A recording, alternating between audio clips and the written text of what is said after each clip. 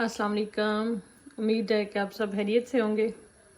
मैं आज ये जो सालन बना रही हूँ, ये जब हम छोटे होते थे तो अम्मी बनाते होते थे। अब मुझे नहीं पता, इसको डिफरेंट जो ज़ुबान में डिफरेंट इलाके अपनी अपनी हिसाब से इसको कहते हैं। हमारी तरफ इसको लावन कहते होते थे। और इसमें ये सारी चीज़ें, ये इस तरह की जो चीज़ें हैं ना, जड़ी बूटियाँ, ये वो सारा कुछ इस्तेमाल होता था। जो पुराने लोग हैं उनको शायद याद होगा, बचपन में छोटा सा पैकेट मिलता होता था, तो वो ला के फिर उसको कूट के तो मसाला भून के तो उसमें अम्मी डालते होते थे। तो मेरी दादी ये बहुत अच्छा बनाती होती थी। तो जब उस वक्त छोटे थे तो इस तरह की चीज़ें जब घर वाले बनाते थे अम्मी, तो उस वक्त दिल नहीं था करता खाने को कि रोज़ ये बना देते हैं। लेकिन अभी जब खुद उस टाइम पे आए हैं ना अपनी एज पे, तो दिल करता है ये चीज़ें खाने का। इनका जायका वो अम्मी के हाथों का, दादी के हाथों का याद आता है, उनमें कितना टेस्ट होता था। अब मुझे मेरे में थोड़ी सी बूढ़ी रूह है, मैं इस तरह की चीज़ें पुरानी ट्राई करती रहती हूँ।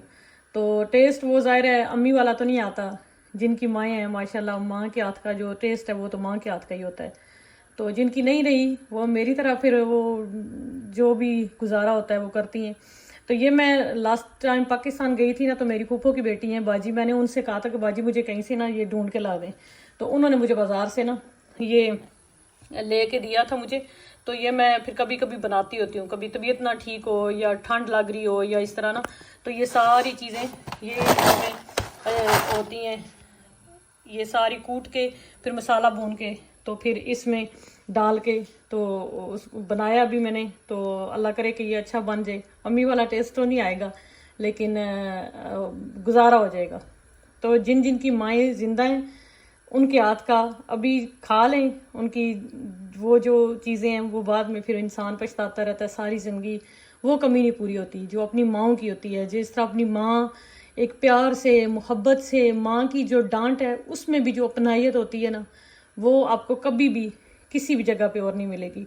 वो उनको हर तरीके से माँ, चाहे वो अपनी गरीबी में हो ना, तो उस गरीबी में भी वो कोशिश करती हैं कि ऐसी चीज़ अपने बच्चों को खिलाएं जो उनके लिए अच्छी हो, उनकी सेहत के लिए अच्छी हो, उनको फ़ायदा दे।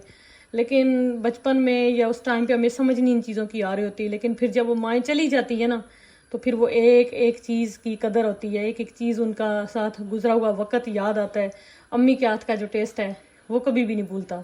वो मैं जो भी हांडी बनाती हूँ, कुछ भी बनाती हूँ ना, तो अम्मी के हाथ का वो आता है कि अम्मी बनाते थे तो वो इस तरह बनाते थे। तो मैंने आज अम्मी को कॉपी करने की कोशिश की है, होपफुली कि अच्छा बन जाए। मुझे वीडियोस लगाती हूँ तो आप यकीन जानिए कि मेरा इसमें व्यूज़ लेने का या इस तरह का कोई इरादा नहीं होता। आप सब मेरी एज अ फैमिली की तरह, मुझे पता है कि जितने भी लोग अभी तक मुझे ज्वाइन कर चुके हैं, मोस्ट ऑफ दम जो है वो फ्रेंड्स हैं, फैमिली है, जो प्यार करने वाले हैं वही सारे हैं।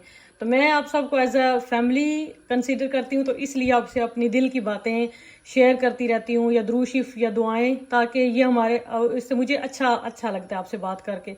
अब सबसे इस तरह राब्ता रहता है, तो मुझे होता है कि मैं जो भी दिल की बात है मेरी आप तक पहुंच रही है। इसमें व्यूज़ लेने की ऐसी किसी किस्म की कोई भी बात नहीं है। तो आप लोग पसंद करते हैं मुझे वो प्राइवेट मैसेजेस पे अक्सर वो आते हैं कि कल भी मुझे एक मैसेज आया था, एक भाई का है मेरे यहाँ पे बर्मिंघम में, तो कि आप साग बना के, देसी साग और पराठे और उसकी रेसिपी शेयर करें। तो मैंने पहले भी कहा था मुझे रेसिपियाँ शेयर करनी नहीं आती हैं, लेकिन मैं कोशिश करूँगी कि किसी दिन साग बना के तो उसके पराठे भी शेयर करूँ। अल्लाह पाक आप सबको खुश रखें, अपनी अमान में रखें, अल्लाह पाक सबको आबाद रखें।